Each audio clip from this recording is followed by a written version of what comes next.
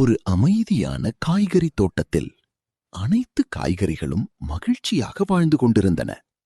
Carrot, தக்காளி, மிளகாய், கத்தரிக்காய், முட்டைகோஸ், அவர்கள் எல்லோரும் நல்ல நண்பர்கள். ஒரு நாள் வானம் திடீரென இருண்டது. பெரிய சத்தத்துடன் ஒரு மாய மிருகம் தோன்றியது. அது தோட்டத்தை அழிக்கத் தொடங்கியது. அனைத்து காய்கறிகளும் பயந்தன.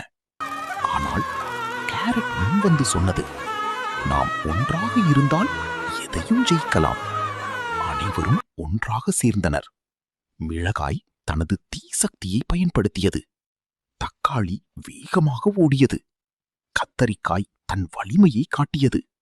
முட்டைகோஸ் பாதுகாப்பாக நின்றது. அவர்கள் எல்லோரும் சேர்ந்து மாய மிருகத்துடன் போராடினர். சண்டை கடினமாக இருந்தது. ஆனால் நண்பர்கள் ஒன்றாக இருந்ததால் அவர்கள் அந்த மிருகத்தை வென்றனர். வேகம் மெதுவாக மறைந்தது.